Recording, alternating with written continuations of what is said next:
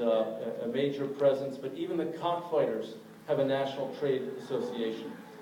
And animal use industries in recent years have sought to invent a new public persona, financing front groups with sober and civic-minded names like Americans for Medical Progress or the Center for Consumer Freedom. These groups have staffs, offices, stationery, website, money, and everything else that a real civic organization has, except real members and real people. In most cases, they are entirely the creation of animal use industries and exist mainly to present the illusion of mainstream opposition to animal protection. You know, and I've noticed something else about these groups. It used to be that they formed groups with unambiguous names, like Putting People First, which really meant putting people first, second, and third, and relegating animals to the absolute bottom of the heap after people had their way with them. But names like that went out with some of the blunt, aggressive rhetoric that we used to hear from.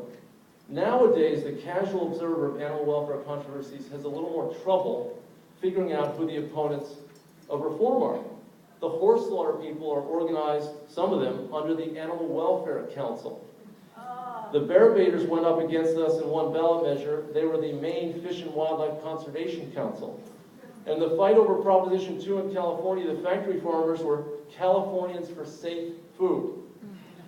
And their continuing quest for respectability and decriminalizing their hobby, the cockfighters go under the name of the United Game Fowl Breeders Association. So when the whole mission of your group is to trap, bait, shoot, fight, confine, or otherwise torment animals, it's hard to find a name with just the right ring. And when a group cannot bring itself to state its real purpose in honest and plain language, that tells us most everything we need to know about the merits of their cause. For us at HSUS, this rhetorical camouflage can make things a bit complicated in defining the issues and the parties involved. But on the other hand, when your opponent's strategy is to look and sound as much like you as possible and to wrap themselves in the language of animal protection, you know you're making progress.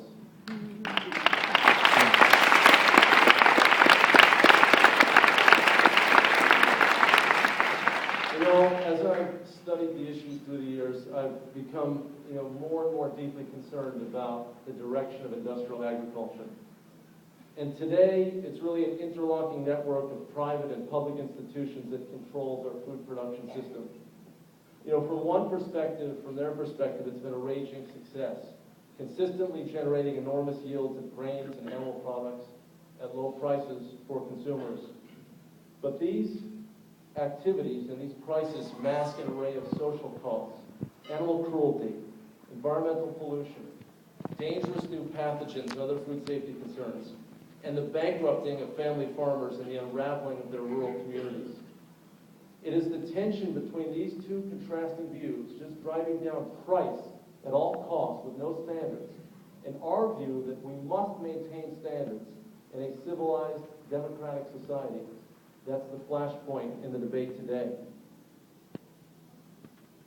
In the 1950s, we really saw the growth of factory farming. Some scientists and industry leaders realized that keeping animals indoors could produce cheaper meat and eggs. They got a boost from private companies that specialized in breeding and genetics, re-engineering the animals to grow larger and faster, and the results have been startling. Since 1960, milk production has doubled, meat production has tripled, and egg production has increased fourfold. The broiler chicken of our day, due in large part to the work of geneticists and commercial breeding scientists, is twice the size he used to be, and grows to that size in just half the time. In the 1950s, it was Eisenhower, Secretary of Agriculture, who famously said that farmers had two choices: get big or get out. The goal was to rationalize production, even if that meant bigger farms and fewer farmers. With hefty subsidies favoring larger operations, production increased and the number of farms declined at an inverse ratio. There are now just about 2 million farmers, down from 3 million in 1970 and 5.3 million in 1950. And just 10% of the largest and richest farmers get 3/4 of all the government subsidies. The USDA has become a massive bureaucracy, approaching $90 billion a year in expenditures. And according to Ken Cook of the Environmental Working Group, quote, the federal government paid out $250 billion in federal farm subsidies between 1995 and 2009, principally through a maze of subsidies that, taken together, forced taxpayers to spend billions of dollars no matter what the condition of the farm economy. These subsidies come in the form of cash payments, market loans, revenue assurance programs, federal crop insurance, and disaster payments, together adding up to tens of billions of dollars a year of taxpayer money, mainly for the largest and most profitable farms. Today, federal subsidies account for 22% of all farm income in the United States. And this accounting doesn't include all sorts of technical support, research dollars, surplus commodity purchases, etc.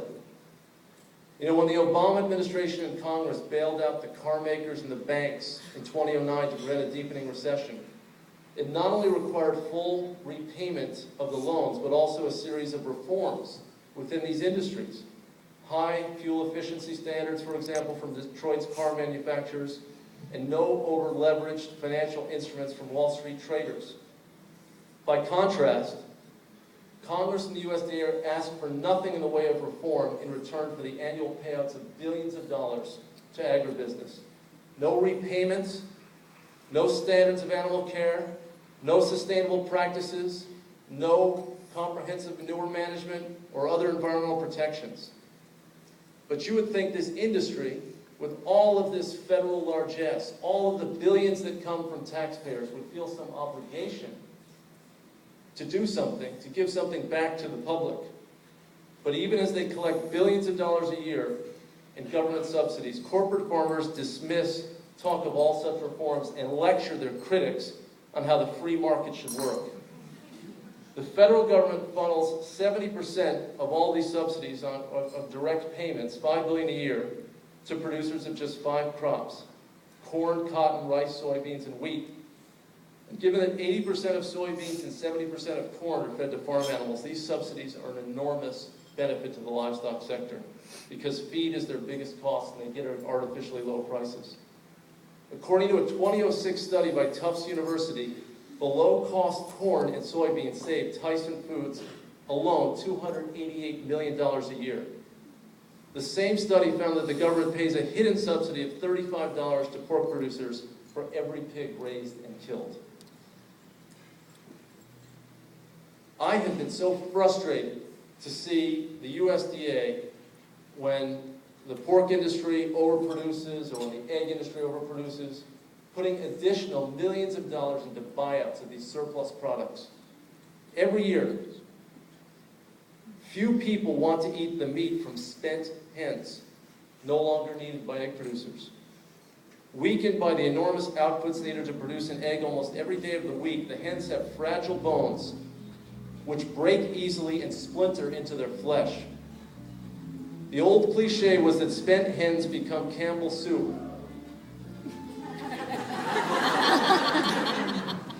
He likes Campbell's soup. But it's been many years since these companies bought any of these spent hen products.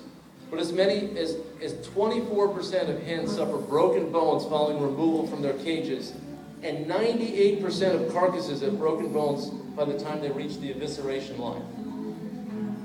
This is pretty loud.